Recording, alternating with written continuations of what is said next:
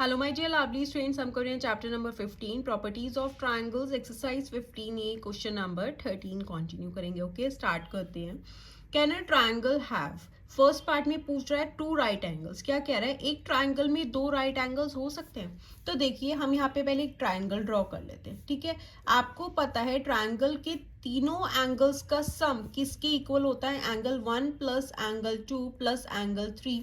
तीनों एंगल्स का सम जो है 180 डिग्री के इक्वल होना चाहिए। ठीक है, तो इक्विलेटरल ट्रायंगल में तीनों एंगल्स क्या होते हैं, 60 60 60।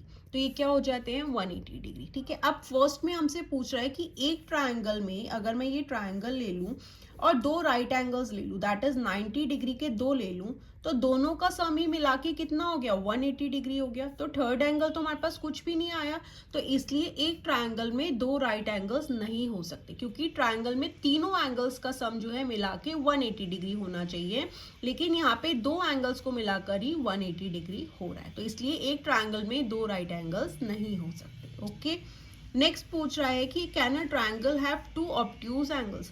तो ऑब्ट्यूज एंगल्स क्या होते हैं, जो 90 डिग्री से ज्यादा होते हैं, मोर देन 90 डिग्री और 180 डिग्री तक होनी चाहिए। ठीक है, अगेन अगर मैं यहाँ पे एक ट्रायंगल बना लूं और 90 डिग्री से ऊपर होनी चाहिए, दैट इज इसे मैं 95 ले लूं और इसे भी मैं 95 ले लूं। ठीक है, तो कितना हो गया, 95 प्लस 95 करेंगे तो कितना हो गया आपके पास, 190 डिग्री हो गया।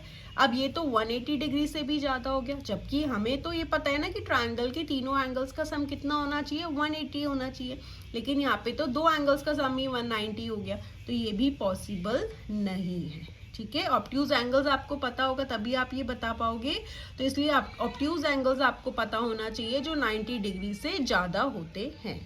नेक्स्ट है, can a triangle have two acute angles. अब एक्यूट एंगल्स कौन से होते हैं, जो लेस देन 90 डिग्री होने चाहिए। ठीक है, वो होते हैं हमारे एक्यूट एंगल्स। अब देखो अगर मैं ये ट्रायंगल बना लूं और दो एंगल्स क्या है, 90 डिग्री से कम होने चाहिए। अगर मैं इसे ले लूं 80 और इसे ले लूं 80, 90 से कम है, 80 एंड 80 हो गया 160, और यहाँ पे ये 20 डिग्री हो जाएगा मेरा।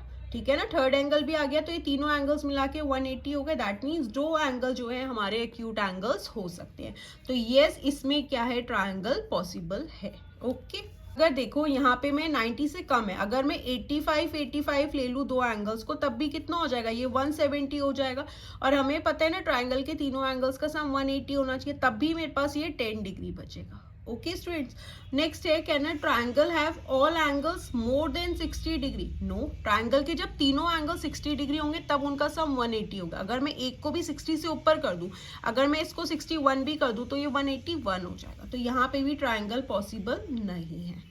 नेक्स्ट में पूछ रहा है all angles less than 60 degree. अगर मैं 60 से कम कर दूंगी तब वो 180 डिग्री से कम हो जाएगा, तब भी ट्रायंगल पॉसिबल नहीं है, क्योंकि 60 60 होंगे तभी 180 होते हैं। अगर मैं 60 से एक को भी कम कर दूंगी तब भी वहां पे ट्रायंगल पॉसिबल नहीं होगा, क्योंकि तब भी तीनों एंगल्स का सम 180 डिग्री नहीं होगा। ठीक है, all angles equal to 60 degree, yes यहाँ पे ट्रायंगल पॉसिबल है। ठीक है ना, ट्रायंगल्स के अगर हम तीनों एंगल्स को 60 60 कर देंगे तो तीनों एंगल्स का सम कितना हो जाएगा, 180 डिग्री।